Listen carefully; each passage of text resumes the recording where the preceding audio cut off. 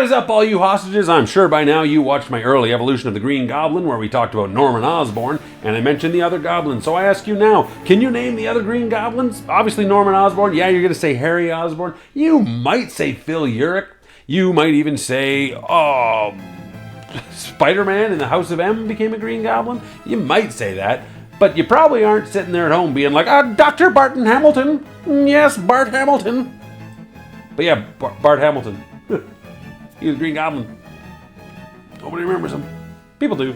Either way, I'm going to teach you all about every appearance he ever had right here, right now, on Haussmann Comics.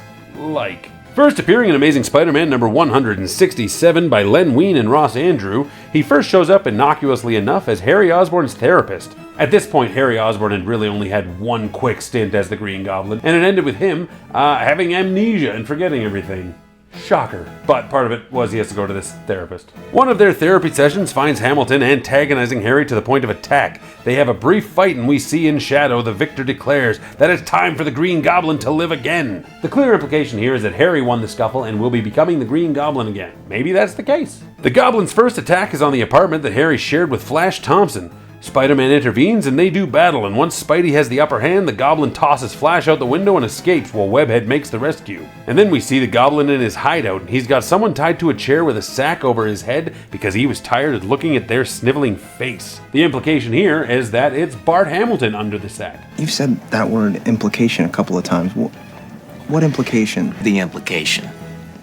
The Goblin decides that he now needs to get a slice of that organized crime in the city, so he takes a run at Silvermane. To which Silvermane agrees that if the Goblin can deliver Spider-Man, then maybe they'll talk. So the Goblin goes after Spider-Man and is actually briefly successful capturing the webhead in a ghost net thingy, but that gets ruined by one of Silvermane's thugs and a rocket launcher. Off topic, I've been playing the Sony Spider-Man game finally, and screw the guys with rocket launchers. Screw them. This causes the Goblin to retreat, where he returns to his base to swap out for a new glider, and then he's off after Silvermane this time. The man he has tied up manages to use the broken glider to cut his bindings and free himself. And let me tell you, it was Harry Osborn.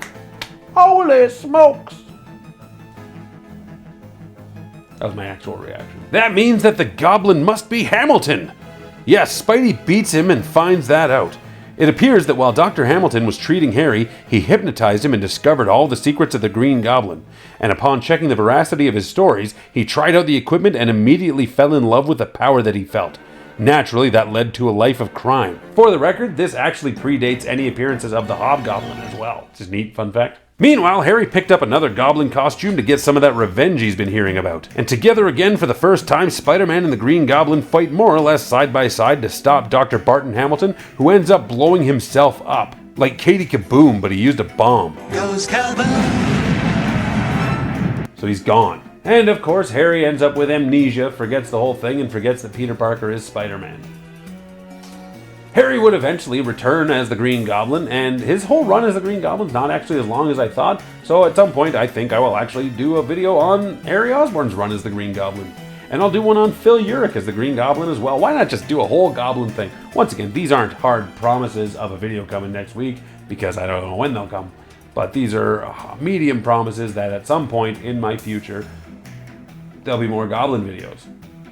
Subscribe so you don't miss them. But before all that, and while I'm speaking of returns, the Clone Conspiracy in 2016.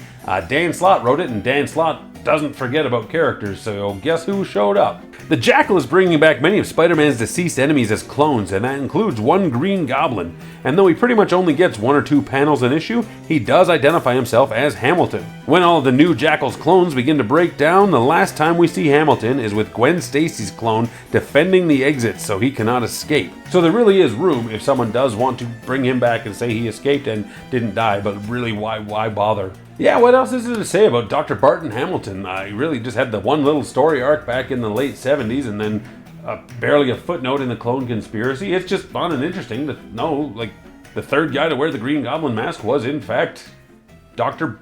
Barton Hamilton.